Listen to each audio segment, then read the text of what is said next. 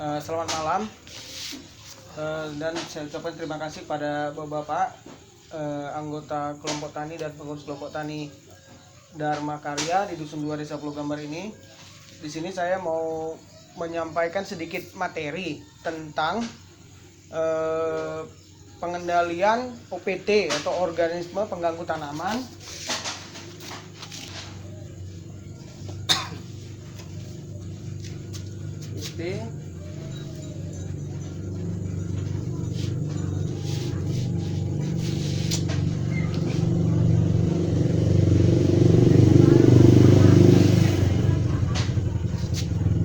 pengendalian OPT yaitu organisme pengganggu tanaman dengan menggunakan agen hayati gitu.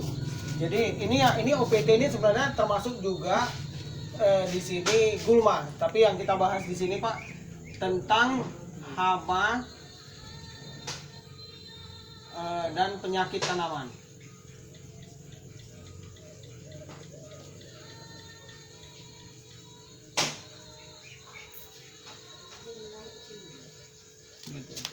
Jadi kalau ini kan saya mau nanya ke bapak-bapak dulu. Sekarang bapak istilahnya kalau mengendalikan hama pada tanaman itu dengan menggunakan bahan apa Pak? Yang biasa digunakan.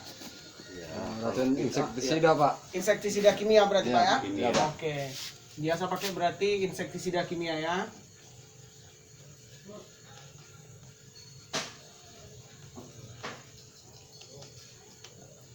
Sekarang tentang agen hayati ini Bapak udah pernah mendengar? Agen hayati? Bapak? Oh belum pernah Pak ya?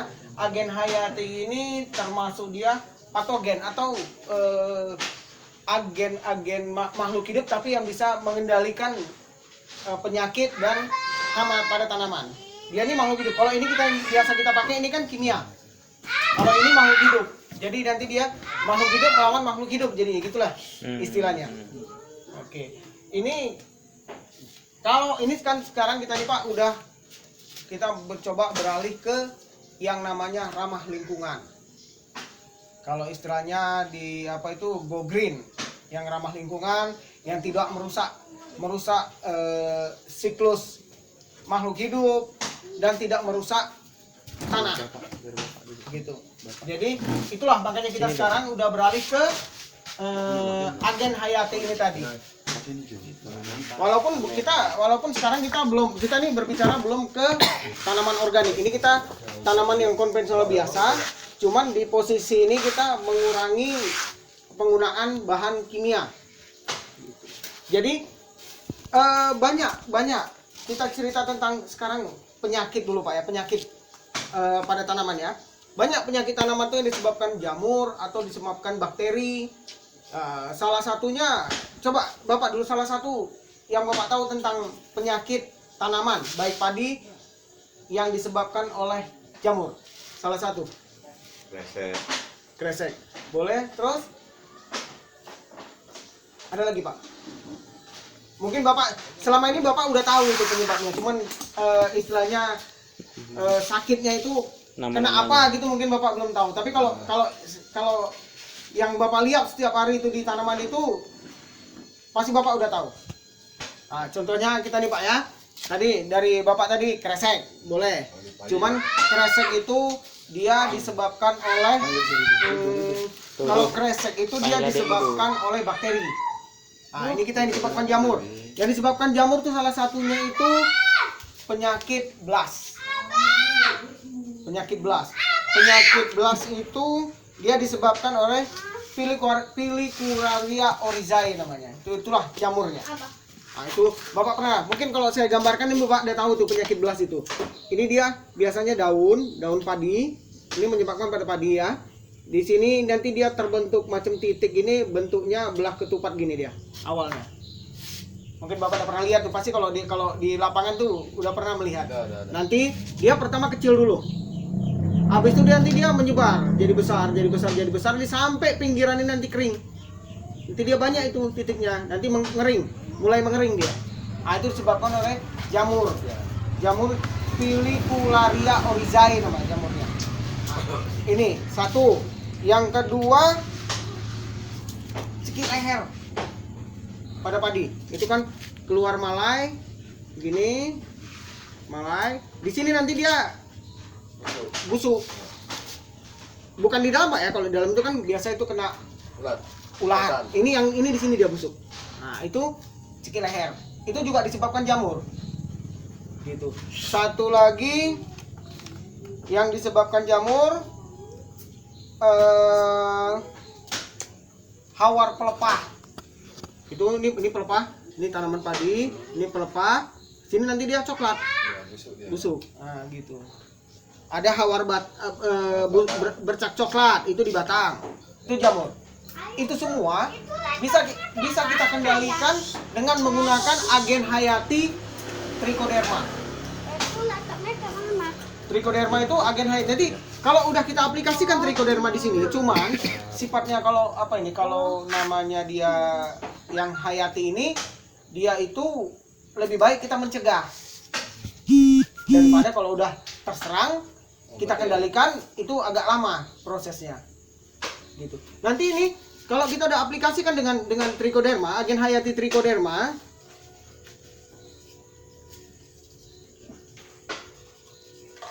nanti Trichoderma ini yang mengendalikan ini. Diserangnya nanti nih. Kalau yang udah kena diserangnya ini si penyakit mati beblas atau penyakit cekik leher. Tapi kalau kita udah untuk pencegahan, begitu kita rajin kita semprot misalnya 2 minggu sekali atau 3 minggu sekali kita semprot ini dengan triko tadi, ini jadi kebal dia. Begitu nanti penyakit si blas tadi mau masuk, udah dimakan duluan sama si triko tadi. Jadi dia jamur makan jamur. Jadinya. Nah, Trichoderma tadi. Jamur merah tuh Pak, Trichoderma. Bukan. Trichoderma tuh dia putih. Kalau kita biarkan, dia warnanya ke abu-abuan, ke ungu gitu. Jadi itu. Kalau dia untuk yang seperti Bapak bilang tadi, untuk apa? Untuk penyakit kresek. Kresek itu kan dia begini kan, daun mulai gini, nanti dia mulai menguning dari mulai ujung menguning, nanti garis apanya ini mulai nampak dia. Kresek itu disebabkan oleh bakteri. Kresek disebabkan oleh bakteri Xanthomonas. Kresek disebabkan oleh bakteri dia. Hawar daun atau kresek disebabkan oleh bakteri Xanthomonas. Gitu. Bakteri Xanthomonas ini bisa kita kendalikan itu dengan menggunakan bakteri Bacillus polymixa namanya. Itulah bakteri Bacillus inilah nanti yang menyerang bakteri kresek tadi. Jadi secara alami dia dikendalikannya nanti penyakit kresek tadi.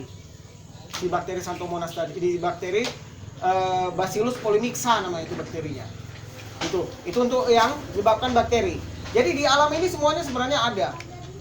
Tapi karena kita selalu menggunakan bahan kimia yang terlalu tinggi, jadi yang semua yang alami agen-agen hayati yang ada di alam ini kita matikan. Yang akibat membasmi seharusnya yang merugikan malah mati ya. Malah mati. Karena kita menggunakan bahan kimia tadi terlalu berlebihan. Kita tidak memperhitungkan. Gitu. Asal begitu nampak kita hajar. Asal sebenarnya itulah perlunya pengamatan. Kalau pengamatan, kalau dalam persentase lebih kecil, biarkan aja itu alami sendiri yang mengendalikan itu udah bisa. Tapi kita kurang puas. Begitu ada sedikit aja langsung kita semprot, kita matikan dia. Bahkan selalu kadang dilakukan petani sebelum ada gejala pun sudah digunakan. Jadi semua yang menguntungkan kita mati semua. Tapi kalau kita menggunakan agen hayati, sebelum seperti yang Bapak bilang tadi, sebelum ada kita aplikasikan itu bagus. Jadi sama-sama hidup dia, seimbang jadinya. Si agen hayatinya juga hidup. Bahan kimia pula ya kan. Kalau bahan kimia dibantai ya semua mati. Kalau agen hayati nanti dia saling menyerang. Karena populasi agen hayati kita lebih banyak, otomatis si penyakit ini dihantamnya di luar, kalah dia. Gitu. Kalau sekarang udah kita semprot pakai bahan kimia, ternyata ada yang masih tertinggal.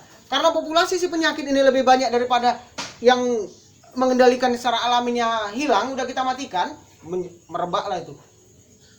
Merebak lah. Agen hayati itu bisa didapat dari mana, Pak? Ada. Sekarang ada. Ini sekarang dari Dinas Pertanian pun ada, atau di kemasan-kemasan di kios-kios sebagian mereka udah beralih ke ada juga penjualan agen hayati.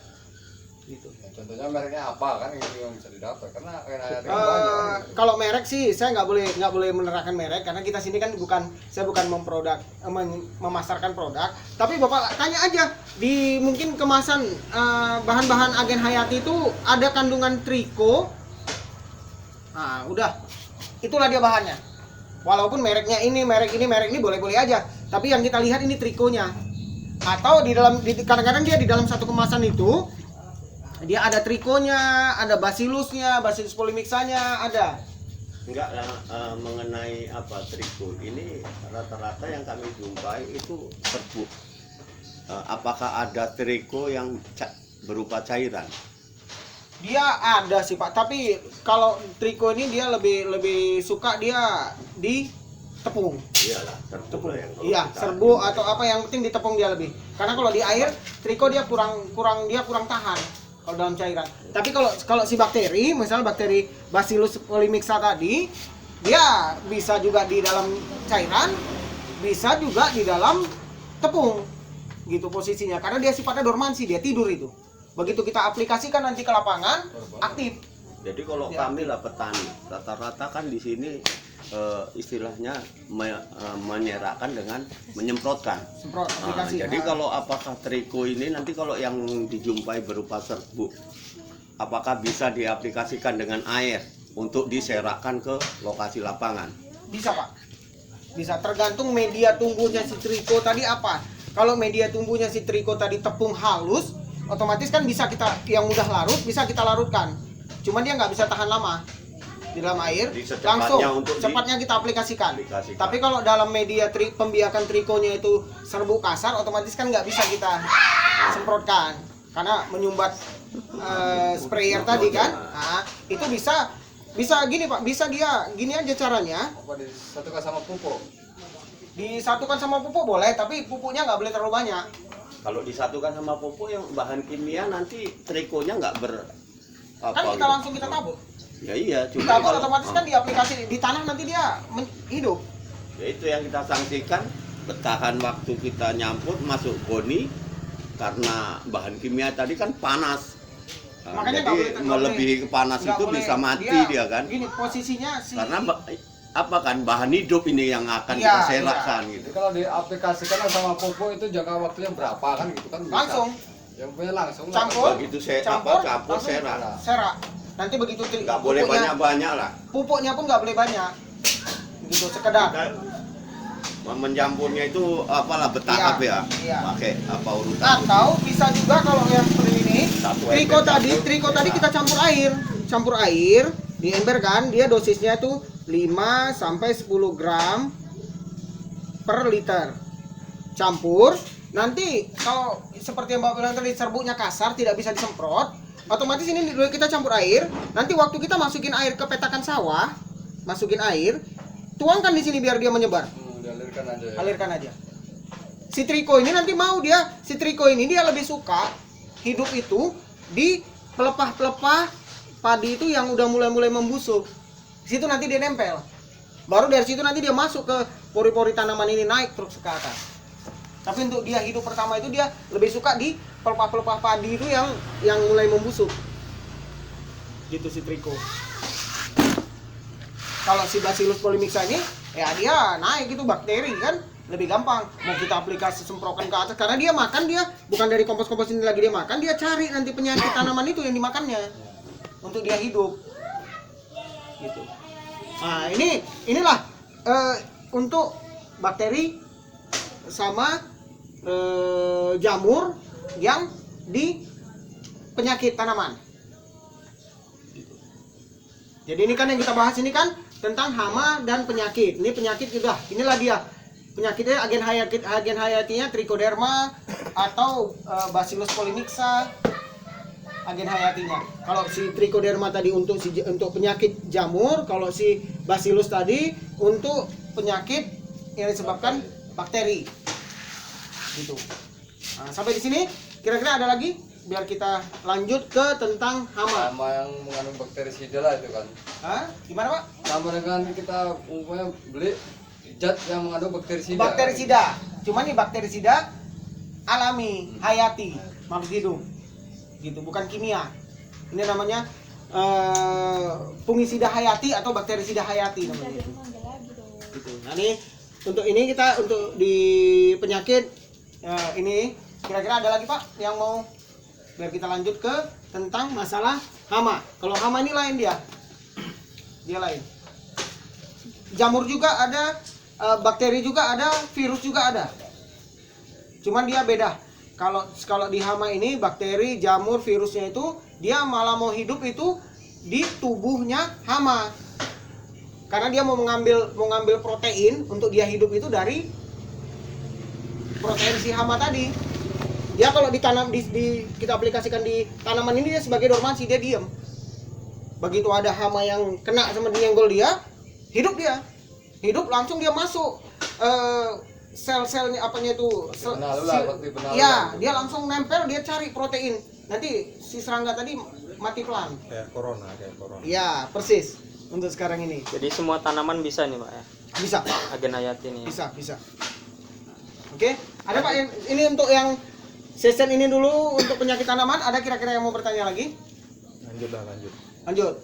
Oke. Pak. Sekarang kita ngebahas tentang agen-agen hayati atau patogen-patogen yang menyerang hama. Itu ada kalau ada virus NVV namanya. Virus NVV itu nuclear polyherosis virus. Itu sebenarnya Bapak pun udah tahu. Itu virus yang menyerang ulat geraya atau ulat tentara. Kenapa dibilang dia ulat tentara?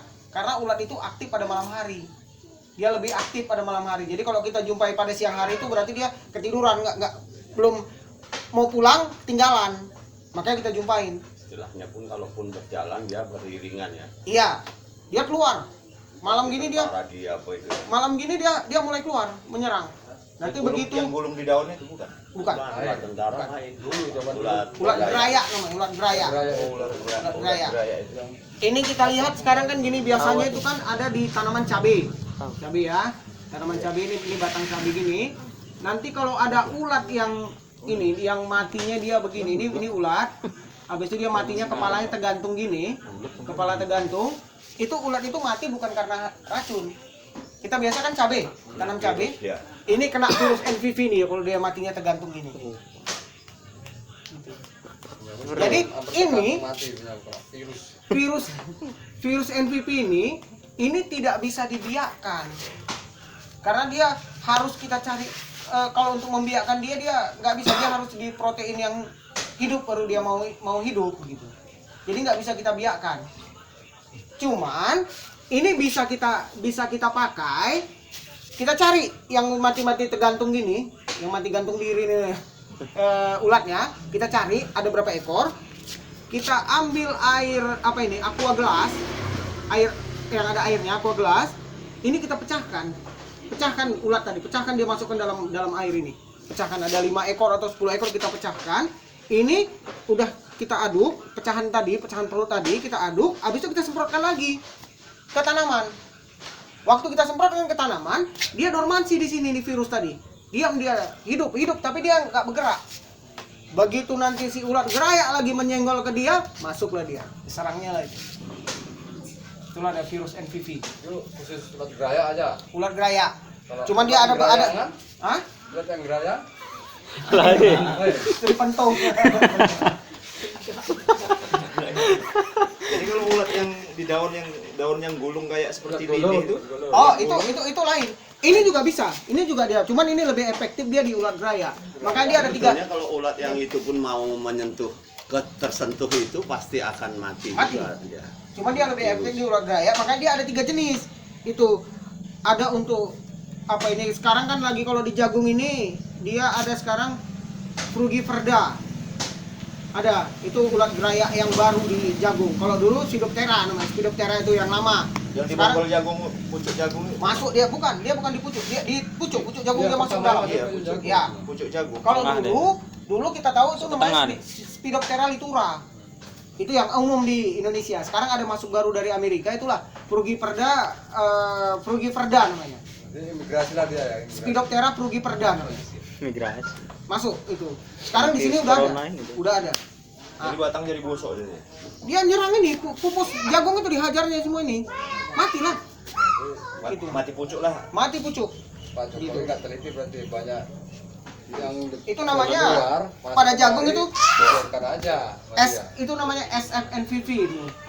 Virusnya kalau di frugiperda tadi. Gelap. Nah, kalau ini memang nggak bisa dibiarkan. Caranya kalau kita mau aplikasikan ya itu kita cari mana yang mati tergantung tadi, itu kita pecahkan, Tergantung diri, kita ambil. tergantung matinya. Dia virusnya tadi ada di dalam tubuhnya itu, dalam lambungnya kita ambil, kita pecahkan, itu kita aplikasikan lagi, semprotkan Karena lagi. kan ada yang mati-mati di daun Jadi lengket di daun dia. Kalau lengket di daun tuh berarti kena insektisida. Iya. tergantung dia. Iya. Kalau yang mati tergantung ini dia yang kena. Gini lah kayak gini lah tergantung gini ya. Iya.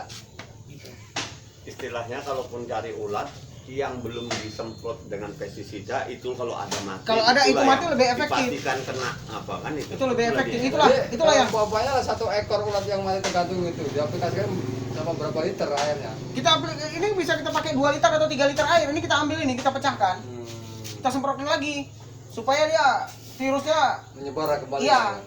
Hidup lagi mana dia. yang kena nanti di ulat ataupun dia tidur di dormansi di tanaman cabai tadi. Kalau kita Gitu. lebih banyak ngutip. Lebih banyak lebih baik. Lebih bagus ya kan. Iya. Oh ini di cabai.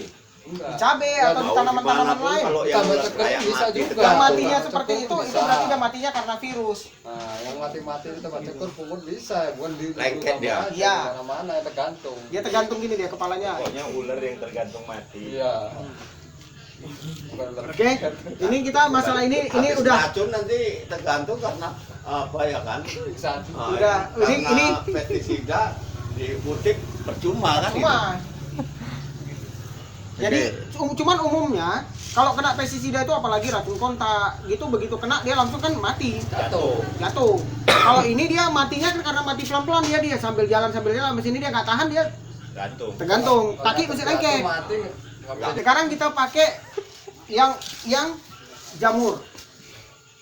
Ada namanya itu jamur Metarhizium. Jamur Metarhizium itu jamur dia yang hidup itu dia harus hidup di misalnya wereng.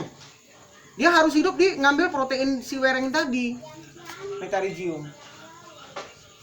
Jadi kalau kita aplikasikan jamur Metarhizium tadi kita aplikasikan jamur Metarhizium tadi kita aplikasikan di tanaman padi misalnya. Tuh.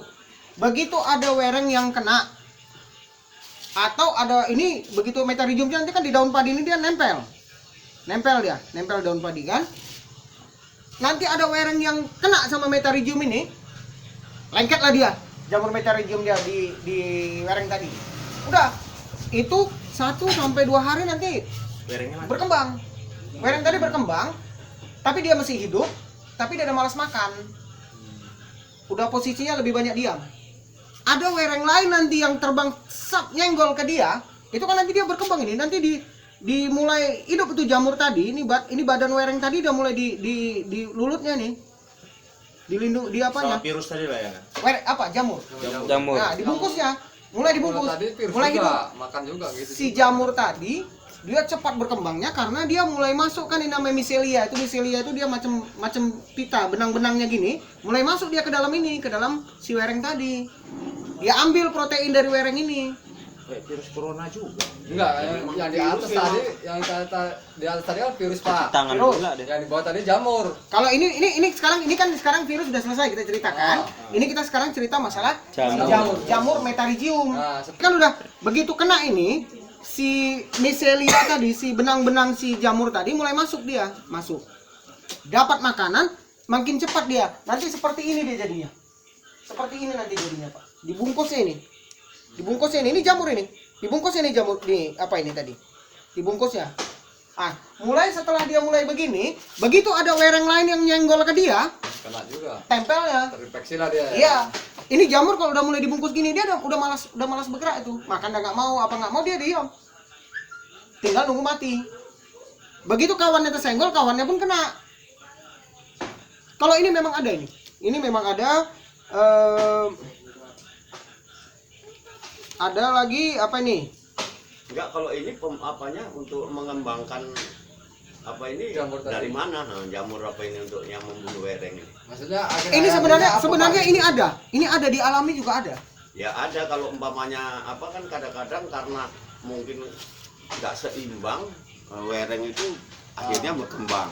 Supaya ada keseimbangan, kita mudah Aplikasikan. untuk menambahnya Iya. dengan apa, bahan apa yang kira-kira bisa menambahkan itu. Itu bahan apa? Ada jual itu kalau nama Oh, ada dagang. memang dijual, Nama ya? dagangnya kalau di pemerintah pun ada. Kita bisa minta bantu di Balai Proteksi Tanaman, mereka ada, ataupun ada juga kios-kios itu yang udah mulai menjual ini. Karena kita kan sekarang udah Iyalah, mulai seperti beralih apa? ke Kalau kami cari itu seperti apa? Apa bahan merek dagangnya apa itu contohnya? merek dagang saya nggak boleh. Ya nggak boleh, nggak apa-apa. Ini kan kita petani, istilahnya. Ya kalau kita nyebut merek dagang kan nggak apa gitu. Kita bukan promosi tapi Oh, gitu, boleh. gimana Boleh. nyarinya? kan Ini gitu. saya bukan mempromosi, tapi ini namanya ada salah satunya namanya Metapro, Oh, dia jenis bahan aktifnya atau? Metarhizium. Oh, metal. Bahan aktifnya Metarhizium, nama dagangnya jadi Metapro namanya dia. Nah, salah satunya ya. Iya. Gitu. Jadi Yang penting apalah bahan aktif Metarhizium. itu ya. Jamur metarhizium. dia ada lagi yang satu lagi. Ini itu udah saya kan kemarin waktu ada serangan hama di Dusun 15 Wereng, kita pernah ke sana, itu kita ada penyemprotan massal karena itulah tadi populasi werengnya meledak, sementara agen-agen hayatinya karena kita menggunakan bahan kimia terlalu tinggi, otomatis agen hayatinya pun mati. Cuman ada yang penyemprotannya di luar, saya cari yang di sebelum penyemprotan, kita dapatin itu ada wereng yang kena dia, tapi di situ ada yang kena sama Metarhizium tadi, ada yang kena satu sama Hirustella cirtriformis namanya. Kalau yang Hirustella ini dia begini, ini wereng, ini contohnya wereng, dia tumbuhnya gini, kayak macam piramid gini dia tumbuhnya. Landak ada ya. Iya. Ini pun udah waktu kita jumpain ini, wereng ini pun ini kan udah mulai gini dia. Wereng ini pun udah malas bergerak. Udah oleng-oleng lah dia. Iya. Karena udah mulai berkembang itu. Gitu. Nah, agen hayati banyak. Ada namanya jamur beveria. Ada jamur beveria. Ada cordyceps. Cuman kalau cordyceps ini biasa dia untuk di tanaman perkebunan, ulat api. Ya kalau kita nyebut merek dagang kan Ulat api itu ulat api itu bisa kena cordyceps. Cordyceps harmonicolor namanya. Itu kan cordyceps itu ya seperti ini juga. Nanti begitu udah kena ini ulat api, digulungnya nih. Seperti beginilah nanti digulungnya itu. Cordyceps. Ada beveria, ada Beveria bassiana namanya. Itu Beveria bassiana sama juga seperti seperti macam si Metarhizium tadi. Gitu. Jadi ada Cordyceps bassiana, Cordyceps salmonicolor, Beveria bassiana. Itu semua ada di alam. Cuman karena kita itulah tidak seimbang kita nggak mau pengamatan. Sebenarnya kalau masih ada sikit-sikit wereng itu biarin aja. Itu si predator juga memakan, si predator seperti macam laba-laba harimau. Apa itu? Bapak pernah tahu tuh yang dulu kita bilang tomcat itu? Ah, itu juga menyerang si wereng itu, makan wereng. oke. Nah, Yang, cuman kan yang paling hebat katak sebetulnya. Katak. Apa agak dicari pun susah. iya, kata mancing. Untuk mancing. gitu. Air. Ada sini banyak mancing pakai katak. Ini ketambah Gitu. Dia otomatis kurang. Tapi karena kita penggunaan bahan kita tidak ada pengamatan. Begitu nampak sedikit aja hantam pakai kimia. Jadi ya habis yang alami tadi. Sebenarnya kita udah punya contoh di sini. Jadi nggak seimbang alamnya. Nggak seimbang. Kita udah punya contoh di sini di kelompok ternak kita pemakaian organik. Situ organik memang. Organik dia bahan kimia untuk pupuknya semua tidak kita pakai. Cuman kita pakai ini aja tanpa ada serangan apapun di situ. Tanpa ada serangan apapun. cuman itu tadi petani ini memang nggak tahu. Belum yakin. Jadi kalau umpamanya sama kita di tengah-tengah di Main antara main kontan aja. kimia, Pak. Kita Instan. mau mengaplikasikan secara organik. Tapi posisi sawah kita di antara mereka yang menggunakan kimia, apa bisa digunakan apa enggak? Oh, gini Pak, ini kita kan tadi cerita, kalau kita mau ke organik boleh, nggak masalah. Cuman itu kan dipetakan ini kita tanam tanaman-tanaman sebagai buffer. Itulah yang penahan-penahan kalau dibawa angin dari bahan kimia tadi. Gitu. Cuman kalau di sini kan kita bukan cerita masalah kalau Bapak mau beralih ke organik sih bagus sekali. Tapi di sini kita bercerita tanaman konvensional biasa, cuman kita tidak menggunakan bahan kimia untuk hama dan penyakit untuk OPT-nya. Nah itu. Kalau kita sekalian gunakan sama organik semua kan mungkin bagus. Oh, makin baik, makin baik. Makanya kalau Bapak punya sawah di tengah, di sini jelas kita harus bikin bak air. Di dalam sawah ini petakan, jadi air dimasukkan dulu kemari supaya jangan ada kandungan kimia di air tadi. Kita kurangi. Sama sekali itu nggak mungkin. Tetap kita pakai saluran irigasi. Ini kita inikan. Di sini kita tanam apa? Kangkung Cina, enceng gondok kita taruh di sini. Itu sebagai untuk menetralkan, mengurangi bahan kimia dalam air. Gitu. Yang masuk ya. Mengurangi bahan kimia di dalam air. Gitu. Ada penyaringannya dulu lah ya. Jadi kan, kayaknya. di sini dia masuk air tadi, setelah di sini diendapkan, baru kita keluarkan untuk mengurangi kandungan bahan kimianya dalam air. Ada pengendapan lah ya. Iya, kan gitu. Ah, tapi kalau ini kita ceritakan hanya kita menggunakan agen hayati untuk hama dan penyakit. Mau ditarik mau masuk itu. Jadi Ini sampai petani gimana mintanya Pak?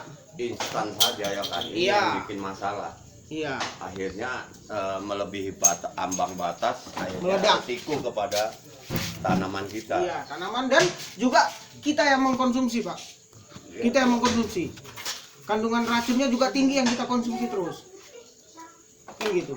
Jadi kan kebanyakan kita tanam padi, hasil padi itu juga kita jual dan kita simpan juga untuk kita makan. Sebagian. Kenapa lah kita adanya cara untuk kita tidak menggunakan yang kimia dalam tubuh kita dari makan, tapi kita gunakan gitu. Jadi kalau kita udah pakai ini, makanya saya bilang kita kalau mau ke organik 100% sih boleh. Kalau tidak pun pemakaian pupuk kimianya silahkan aja lah dulu. Paling Yang tidak semi ya. Iya, kita udah semi. Itu namanya tanaman sehat bebas residu. Atau kurang residu rendah dia bahan kimianya. Karena kita menggunakan bahan kimia cuma dari pupuknya aja. Pupuk ini kalau kita rajin aplikasi bahan pupuk kompos, otomatis pupuk kimianya bisa kita kurangin. Gitu. Tapi Nah, untuk Bali pasti terus harus pakai yang semi paling tidak. Iya. Kalau nggak bisa organik. Nah, yang jadi murni. untuk bahan kimia, kalau residu paling tinggi yang berbahaya itu ya dari racun. Itu paling nggak sekali kita racun, kalau kita racun itu kan tanaman 2 minggu itu paling rendah, itu paling cepat itu baru kita bisa konsumsi. Itu pun bukan berarti habis residunya. Gitu. Cuman kadang-kadang kita di situ mau panen, di situ mesti kita semprot lagi. Habis itu kita 2 hari 3 hari kita panen. Karena memang ya kita untuk nggak mau ambil resiko rusak kan, nah, gitu. Tapi kalau kita udah pakai ini tadi, ini sendiri yang nanti yang membasmi tadi. Jagen tadi ya. Iya. Nah, jadi gimana Pak? Ada yang bertanya tentang masalah ini tadi? Bakal ini agen yang menguntungkan, Pak. Yang menguntungkan bagi kita. Bukan agen yang merugikan. Baik dari segi ekonomi, karena dia kan sifatnya lebih murah otomatis daripada yang bahan kimia. Gitu. Yang kedua, dari segi kesehatan, lebih sehat tadi padi yang kita makan tadi dibanding kita pakai bahan kimia yang berlebihan. Racun pakai terus. Kalau ini memang ada. Ini saya cari kemarin di Dusun 15 itu saya cari ini ada. Seperti ini ketemu, yang seperti ini pun ketemu. Metarhiziumnya ketemu, ini apanya pun ketemu. Hirustelanya pun ketemu. Jamur tadi ya. Iya.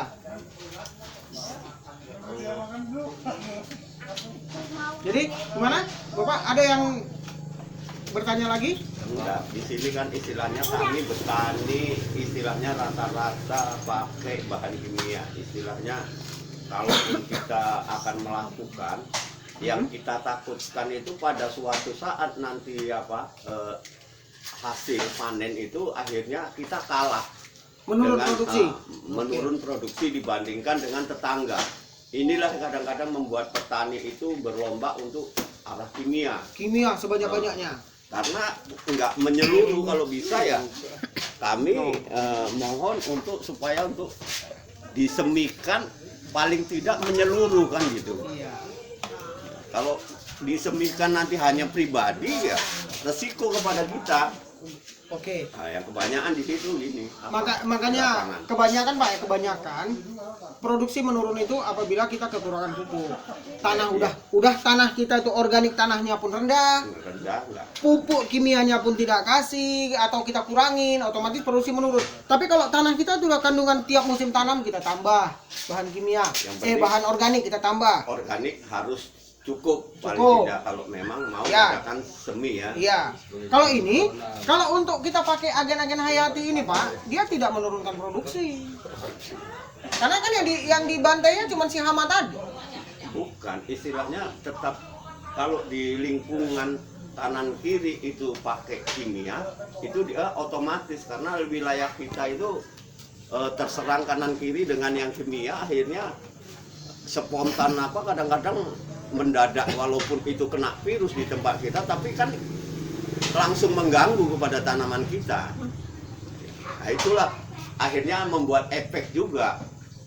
Memang kalau pindah ke tempat kita nanti akhirnya mati-mati, dia kan pakai waktu kan gitu. Iya, Tapi iya. sebelum dia mati sudah mengganggu ke tanaman kita. Ya makanya gini Pak, ini kan ya salah satu kita kalau memang Kalau nggak daerah-daerah menyeluruh. daerah yang ini kita aplikasinya agak lebih rutin.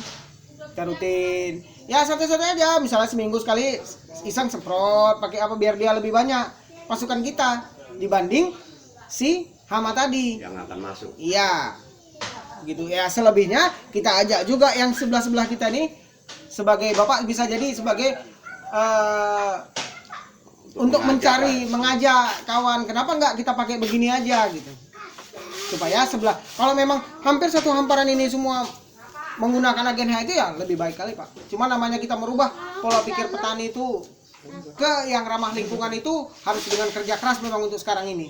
Apalagi pemikiran petani sekarang, saya nyewa kok nanti hasilnya sedikit, saya nggak ada untung. Iya. Nah ini Memang yang begitu. jadi resiko untuk mengajak, susah untuk Tapi sebenarnya Pak ya, tertariknya orang. sebenarnya yang kita lakukan tentang padi organik, memang produksi itu sedikit menurun dia. Karena organik itu kan dari pertama naik. Kalau kita pakai bahan pupuk komposnya terus, dia mulai naik sedikit. Komposnya tadi nggak boleh putus memang. Tiap musim tanam harus kita aplikasikan kompos ke tanah sebelum olah tanah. Gitu. Cuman dari segi karena kita ya semua yang dari alami yang kita ambil, yang kita buat, otomatis kan biayanya murah. Dibanding dengan produksi kita menurun sedikit, bukan menurun jauh, tapi kita untung dengan biaya produksi kita murah tadi. Gitu. Misalnya untuk pestisida nabati dan pupuk organik cair itu kita yang di dusun 6 itu kita pakai dari urin sapi. Kita pakai. Itu kan hitung-hitungan beli cuman bahan-bahan tambahannya aja yang kita beli. Kalau urinnya kan kita nggak beli. Yang kedua, untuk JPT-nya bisa kita buat itu dari air kelapa atau kita buat mol dari apa? Bonggol pisang atau kita buat dari air beras untuk zat perangsang tumbuh. Itu kan semua yang murah-murah. Jadi dari kita menekan biaya produksi, otomatis biar produksi kita menurun sedikit pun tapi kita masih lebih untung. Gitu. Pupuk kita jelas mau ada pupuk subsidi atau terserah, karena kita udah nggak gunakan itu lagi. Kita ambil dari kompos dari kotoran ternak yang ada, kita gunakan. Otomatis itu kan, apalagi kita rata-rata petani kalau di Pulau Gambar ini kan punya ternak sendiri. Cuman banyak pindah ke arah beras tangki tanah. Iya, itu salah kita memang. Kotorannya lebih banyak pindah ke tanah daripada untuk digunakan Iya. di sini. Karena kita belum berpikir pentingnya kompos itu untuk tanah kita sendiri. Malah orang di beras tangki lebih mengerti mereka. Ya, gimana Pak? Ada lagi? Udah Pak. Pas Kalau begitu saya sudahi dulu pertemuan kita pada malam ini. Dan untuk bapak-bapak kira-kira ada yang pengen bertanya lagi atau setelah pulang di rumah nanti ada yang kurang jelas, di pertemuan minggu yang akan datang nanti kita bahas lagi tentang materi yang sekarang saya sampaikan ini. Ya, Dan Pak. untuk itu saya sudahi dengan ucapan terima kasih. Terima kasih Pak Wali. Sama-sama. Sama. Nah,